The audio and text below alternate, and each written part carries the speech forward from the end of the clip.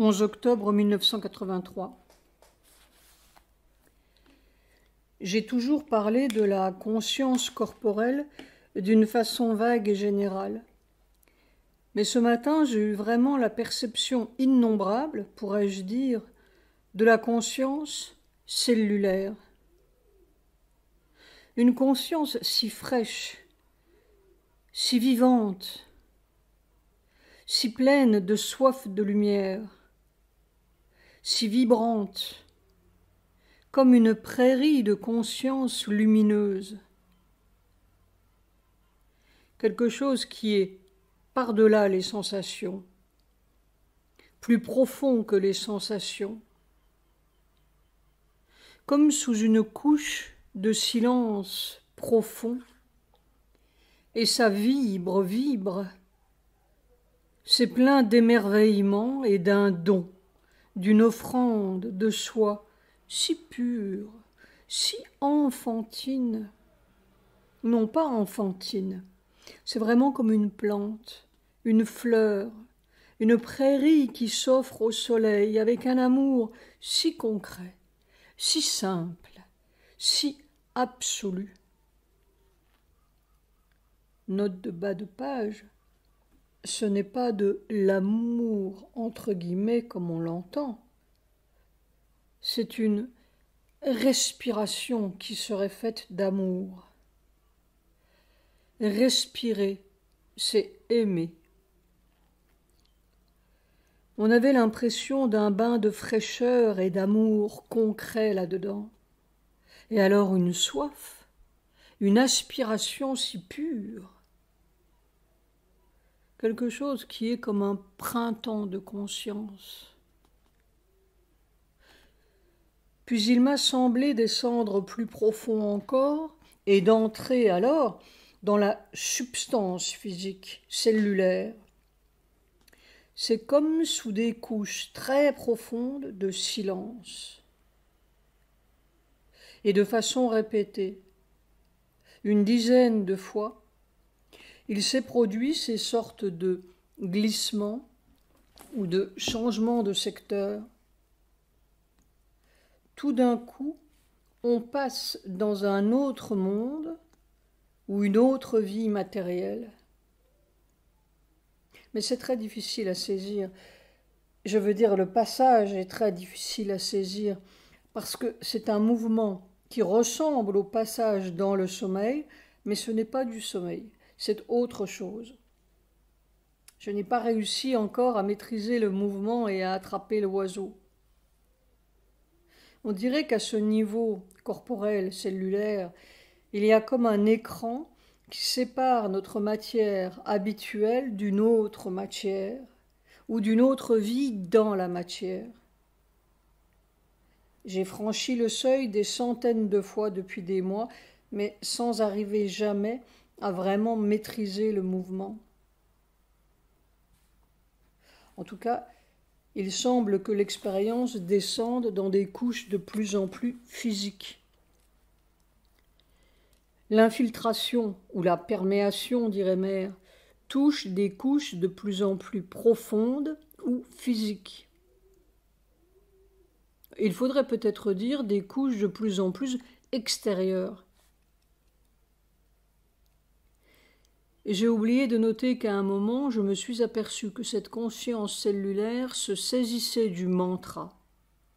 Et c'était pur, si pur, comme un chant d'oiseau. Le même mouvement spontané, simple, pur, qui fait chanter l'oiseau pour rien ou pour Dieu. Mais si vraiment c'est ça qui domine, alors c'est fini le règne de la mort. Mère n'est pas morte, entre guillemets, d'aucune maladie. Ils l'ont obligée à mourir, ou plutôt à entrer dans la tombe. Quelle horreur! Après-midi. En fait, c'est d'une merveilleuse simplicité. Il suffit d'aimer ça, la vérité. Mère Sri Aurobindo. Les savants aiment la vérité seulement au bout de leur microscope. Cet amour, ce nectar, on n'arrive pas à croire qu'un petit corps terrestre puisse contenir pareille splendeur.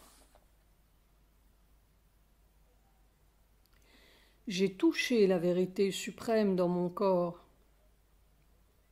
On voudrait que ça vibre dans toute la terre. On se demande comment toute la terre n'est pas ébranlée.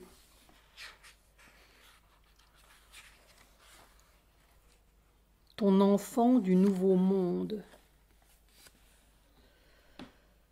11, 10, 19, 83. 11, 10, 1983. 11 égale 1, 1. 10, 1, 0. 19, 83. 1, 0, 1, 1. Ce qui donne une succession de 1. Une transparence absolue est venue. Un formidable silence transcendant. Et un doigt impératif s'est levé. Gloire, gloire, gloire dans tous les cieux et sur la terre. Comment est-ce possible? Soir. Vision. Il me revient qu'il y a 2 nuits, du 9 au 10. J'ai vu soudain une flottille de guerre, une douzaine de bateaux peut-être ou plus. Mais c'était une flottille blanche. Qu'est-ce que cela veut dire? La flottille divine? Le débarquement divin? C'est Mère qui va faire la guerre blanche aux mensonges du monde. Note de bas de page. Un détail bizarre m'a frappé. Sur le flanc de l'une des coques de navire, à l'extérieur de l'un des navires, il y avait 3 ou 4 êtres très blancs qui étaient là, comme accrochés. 2 points d'interrogation entre parenthèses. Nuit. J'ai vraiment cru que ma tête allait éclater. Comme une barre de lumière solide, massive, qui traversait lentement, lentement. J'ai essayé de me fondre. Note de bas de page, ce n'était pas de la lumière éblouissante, c'était de la puissance coagulée. C'était la Mère suprême. J'ai réussi à ne pas lâcher, une confiance totale dans le corps, mais quelquefois j'ai ouvert les yeux. Seulement, à toi, ce que tu voudras.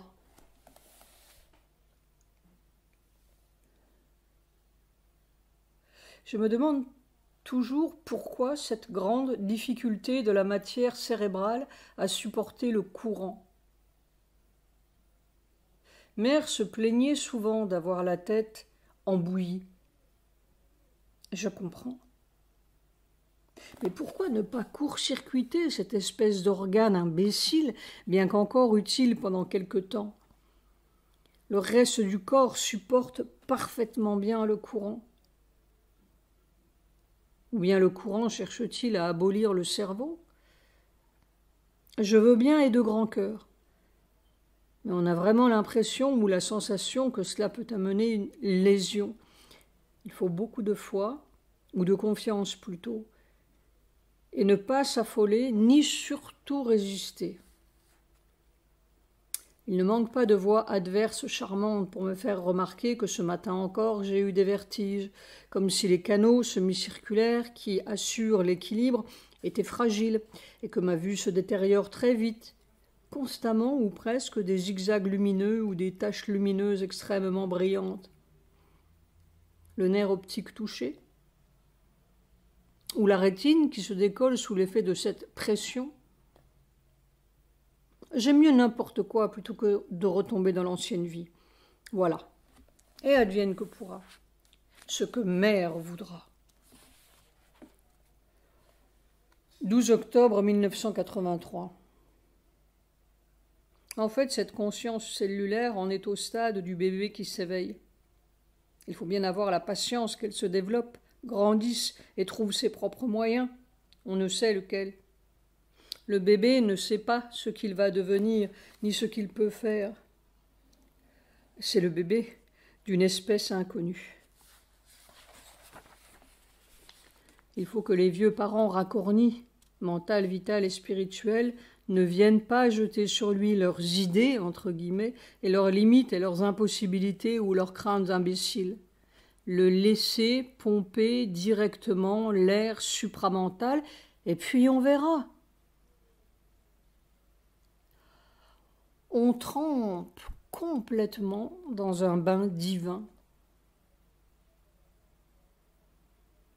13 octobre 1983. Un fait très remarquable et dont on ne mesure pas très bien les conséquences ni l'importance. Autrefois, chaque matin, j'avais des étendues ou des couches de coton gris à traverser avant de retrouver cette aspiration du corps. Maintenant, c'est tout de suite là. Et probablement c'est constamment là parce que je peux m'arrêter à n'importe quel moment, au milieu de n'importe quoi, et c'est là. C'est comme un feu automatique ou comme une vibration constante.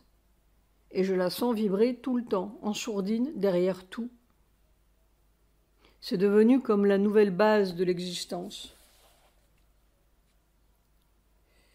Comme l'avait dit Sri Aurobindo, ce body-mind, ce mental du corps ou cette aspiration corporelle, cellulaire, est vraiment le fixateur de la conscience, de la vibration supramentale.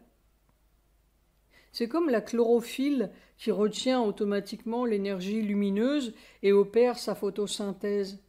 Mais c'est une synthèse divine. Au bout de leur microscope, les savants ne trouveront pas cette chlorophylle-là. Et pourtant, c'est elle qui va changer toute l'existence terrestre. Le phénomène devient de plus en plus clair. C'est un phénomène fabuleux. La fable, avec un grand F, est en route. Après-midi. Il n'y a pas de mots pour dire cette splendeur suprême. Je ne sais ce qu'il adviendra de ce bébé nouveau, ni de ses pouvoirs, ni de ses facultés, mais la plus merveilleuse des merveilles, c'est d'être à toi, c'est maintenant. Cet amour, ce nectar, cet absolu de fusion, ça, c'est la merveille en soi, le but. Il est là. Ni demain, ni après-demain, ni dans un super-homme, il est là, tout de suite. C'est la merveille suffisante, tout le reste. J'ai vécu ça. Ô Seigneur, ô Mère, être à toi toujours, toujours, à tes pieds, toujours, toujours, t'aimer, toujours, toujours, te servir, toujours, toujours. Et puis c'est tout. Cette rencontre de Dieu et de la matière, c'est la splendeur des splendeurs, la merveille des merveilles, le but de tous les buts. C'est là, c'est tout de suite. Tout le reste, tous les pouvoirs, toutes les connaissances, toutes les facultés, toutes les transformations, ce n'est rien à côté de ça, rien.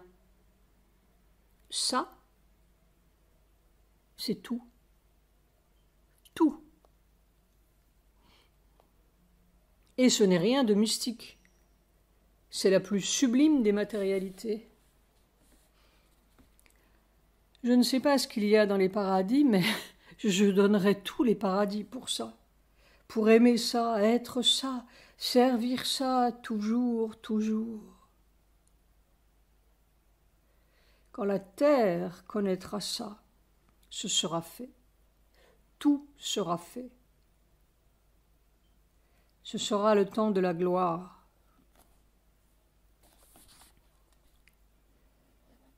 Je ne sais pas pourquoi on me comble tant. Toutes les souffrances, toutes les misères, toutes les horreurs vécues, c'est bien peu pour toucher ça. Pourquoi fallait-il tout cela pour arriver là? Je ne sais pas. Mais quand on est là, tout fond, tout est merveille. Il ne reste que la merveille.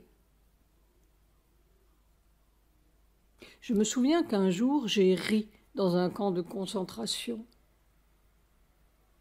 Il y a quelque chose dedans qui sait, en lettres majuscules, qui sait toujours et tout le temps. Soir. Et pendant ce temps-là, tous les petits diables sont là à pousser de tous les côtés. La flotte américaine fonce vers le détroit d'Ormuz pour protéger, entre guillemets, la flotte du pétrole. Même si le diable ne voulait pas, il serait poussé à faire des diableries. Mais il y a une flottille blanche qui fait voile vers le règne divin. C'est tout le rebut de la terre qui sort pour être liquidé.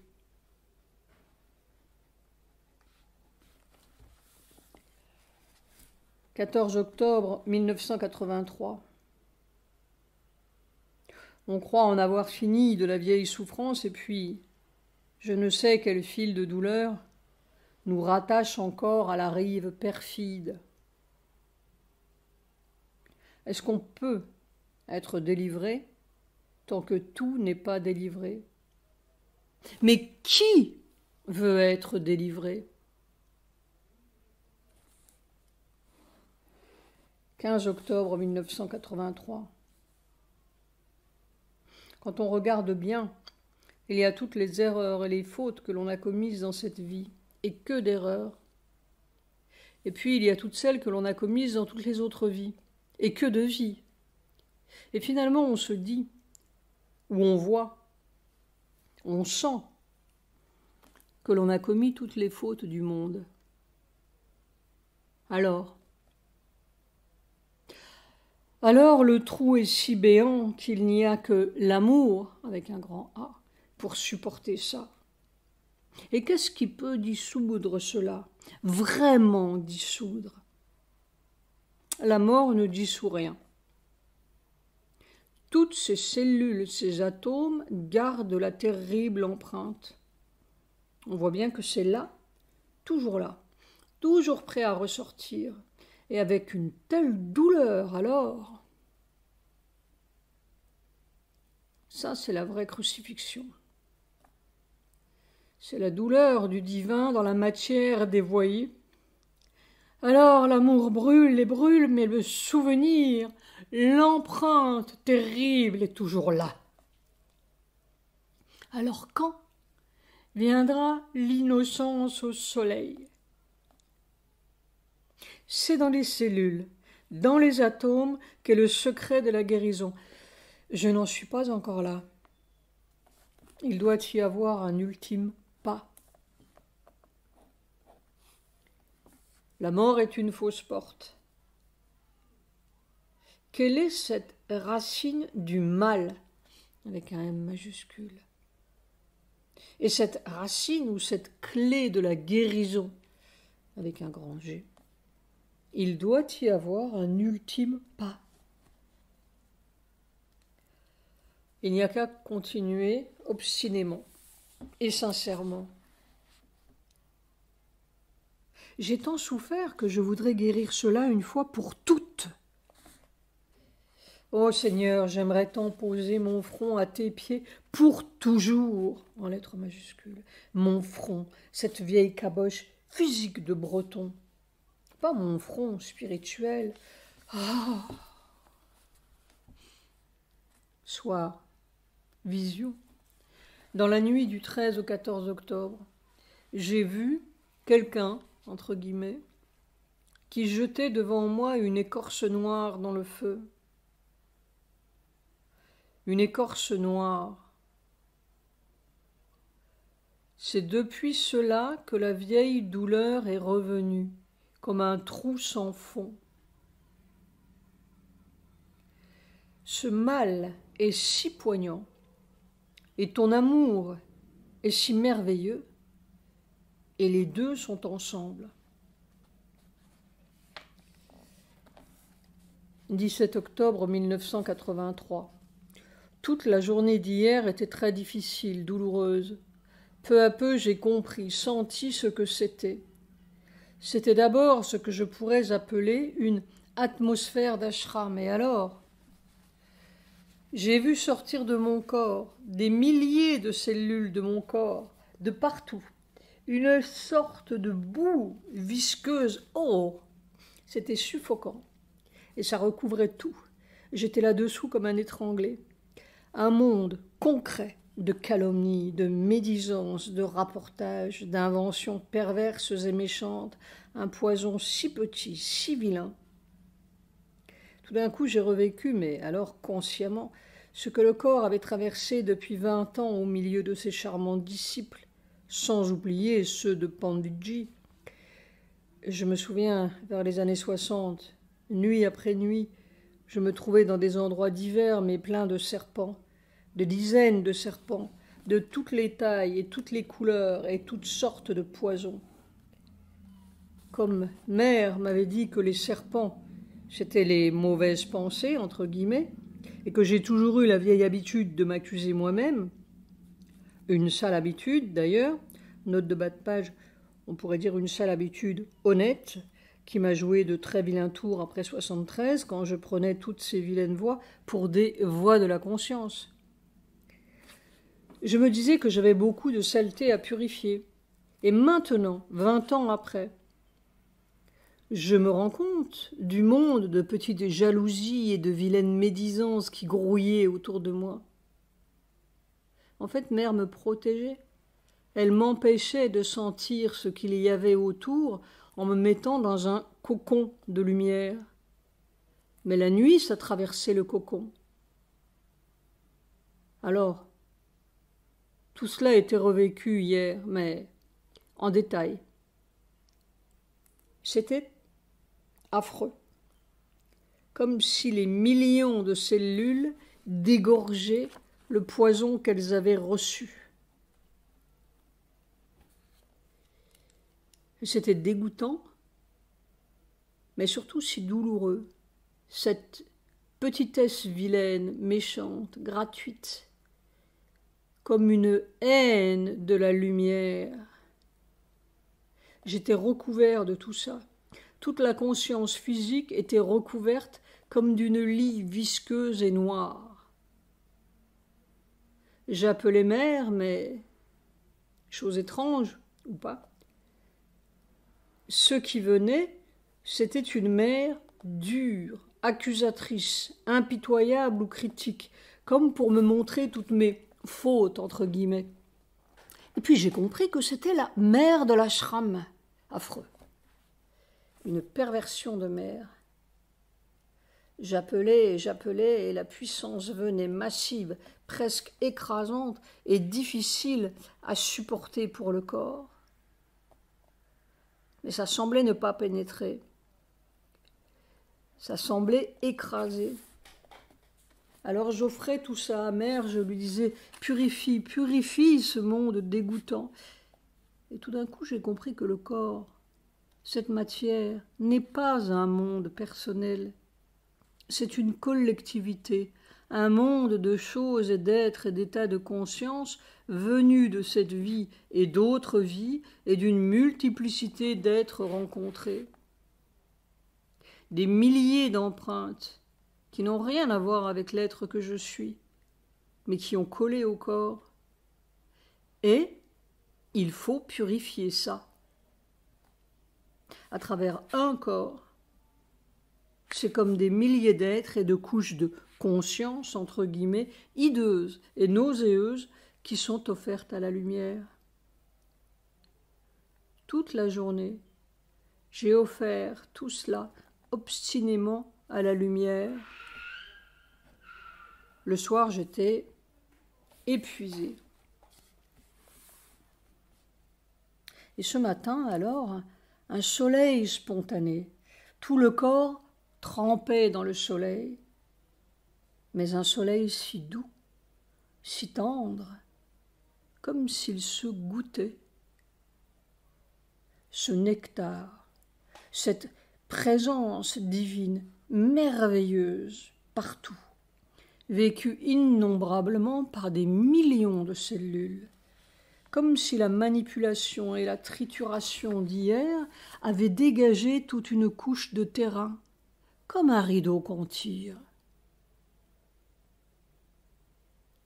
Quand je pense à Mère et à Sri Aurobindo, qui recevaient le poison à vif jour après jour et nuit après nuit, qui baignaient là-dedans pendant 50 ans. Oh!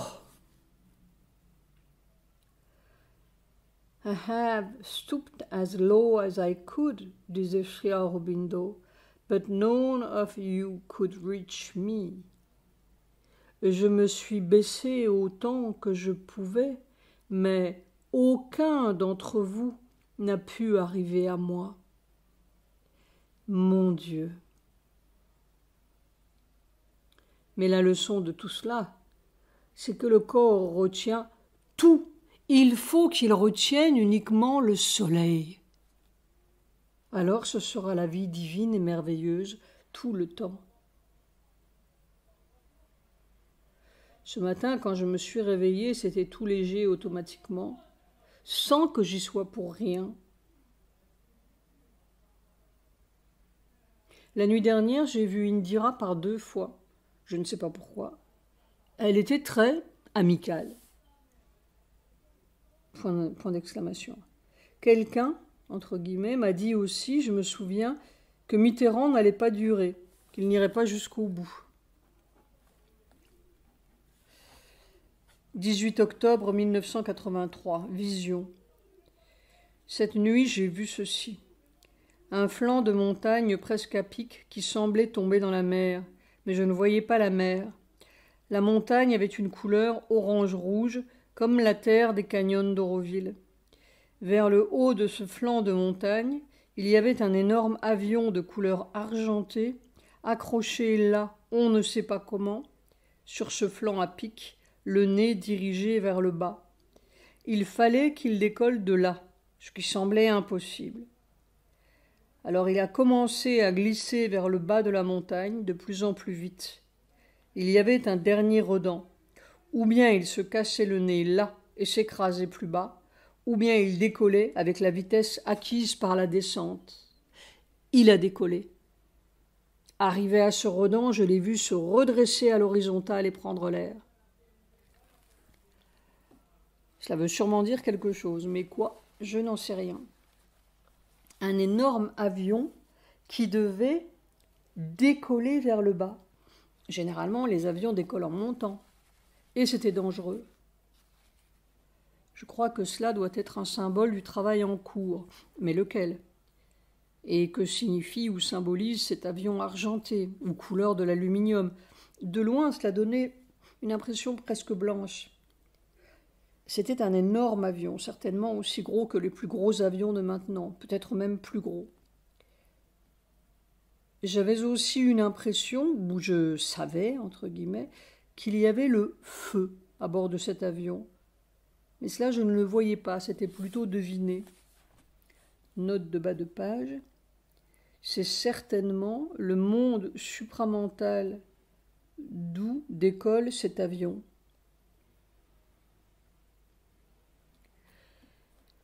Toute la matinée, j'étais étrangement insensible. La pensée, les sentiments, le cœur, nul. Une sorte d'anesthésie ou de... je ne sais pas.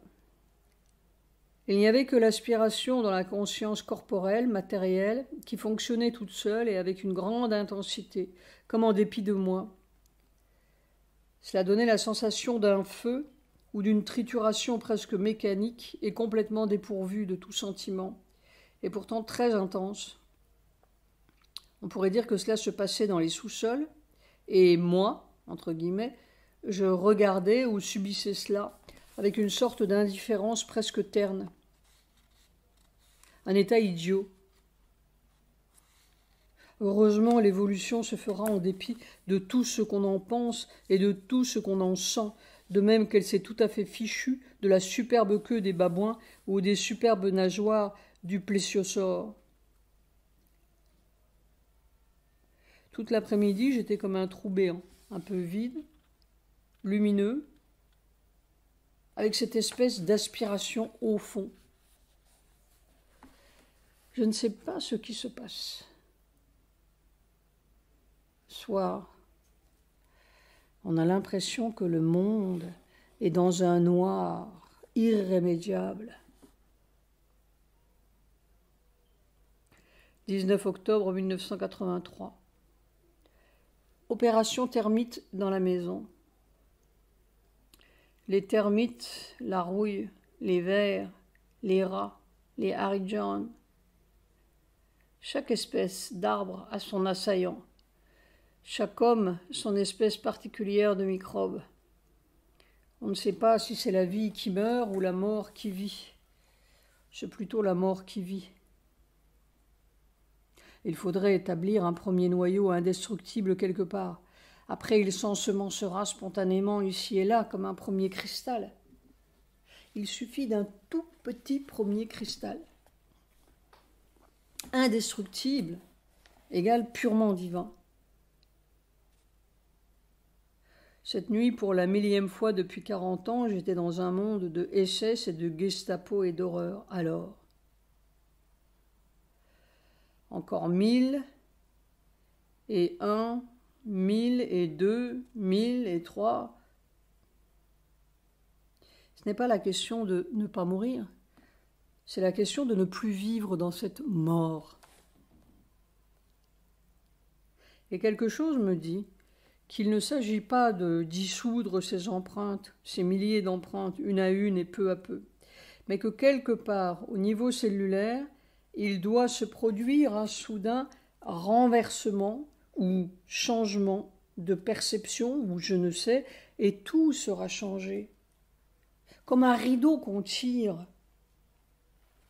C'est peut-être le spell dont parle Sri Aurobindo. Note de bas de page, ce spell souvent employé par Sri Aurobindo peut vouloir dire maléfice ou envoûtement ou hypnotisme ou sortilège. Après-midi.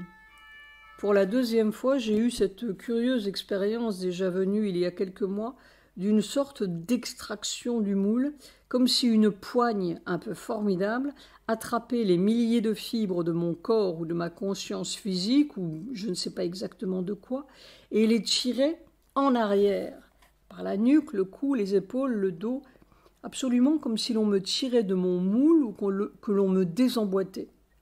Après chaque tirée ou extraction, quand une certaine dose de je ne sais quoi était retirée, il y avait un moment de grande immobilité, transparence ensoleillée dans le corps, puis la poigne venait de nouveau tirer toutes ses fibres et extraire encore une dose de je ne sais quoi. Comme si toute la conscience ou la force du corps ou quoi était tirée en arrière ou par derrière. Et l'opération se répétait presque mécaniquement jusqu'à ce que je décide de m'arrêter pour aller marcher. Je ne sais pas du tout à quoi cela correspond, mais c'est la 2e fois que cela se produit. Et l'extraction, entre guillemets, est vigoureuse, si je puis dire, impérieuse. Mais tout le corps se laissait faire dans un abandon total. Et les moments d'immobilité ensoleillée et silencieuse, sans trépidation corporelle, étaient très doux, presque souriants, du sourire de mère. 20 octobre 1983. Cette nuit, j'ai traversé une très longue expérience où l'on apprenait à mon corps à mourir. C'était dans le premier sommeil et l'opération durait très longtemps, du moins dans cette conscience-là. J'étais, entre guillemets, en train de mourir et je rassemblais toute ma conscience en Sri Aurobindo. C'est tout le souvenir qui m'est resté, car Sujata est venu me réveiller, entre guillemets, ou me sortir de là assez brusquement. Probablement je gémissais. C'est bien la première fois que pareille expérience m'arrive. Et je ne discutais pas, je ne résistais pas, je ne luttais pas, c'était entendu. Je rassemblais ma conscience en Sri Aurobindo avec une grande intensité. Si Sujata n'était pas venu, peut-être que je serais vraiment partie. C'était très réel et c'était long, méthodique. Il se passe de drôles de choses. Pourtant, dans ma conscience active, je n'ai pas le désir de mourir. Au contraire, j'aimerais bien voir le tournant du monde. Il n'y a pas de doute que le processus de transformation des cellules a quelque chose à voir avec la mort. Il n'y a pas moyen de savoir l'expérience qui compte, entre guillemets. Et peut-être compte-t-elle toutes. Telle ou telle vision arrive, telle ou expérience ou perception bizarre, mais c'est seulement après, quelquefois longtemps après, que l'on comprend le sens ou l'importance. C'est comme ce chimiste qui faisait des recherches sur les métaux et jetait les échantillons inutiles dans la cour du laboratoire. Puis un jour, il s'est aperçu que parmi ce tas de rouille dans la cour, quelque chose brillait. C'était de l'acier inoxydable qu'il avait inventé, entre guillemets, sans le savoir. Il a ramassé son échantillon, heureusement pourvu de son étiquette de laboratoire B59, et avec son carnet, il a su comment il s'y était pris pour produire ce drôle de métal. Et c'est ainsi. Mon BE23 est encore plein de trucs insaisissables, mais un jour, qui sait ce qui sortira de ce tas de bizarreries? En fait, je ne suis pas le chimiste, c'est Mère et Sri Aurobindo. Je suis seulement l'éprouvette et j'essaie de me laisser faire sans casser. Pourvu que ce soit plein de toi, c'est tout ce qu'il faut. Et c'est la seule sûreté. Autrement, c'est très inquiétant. Comme si tout devenait fantasme. Il n'y a plus de phare. Cette mer-là n'est pas balisée alors. La seule balise, c'est toi. Je me débats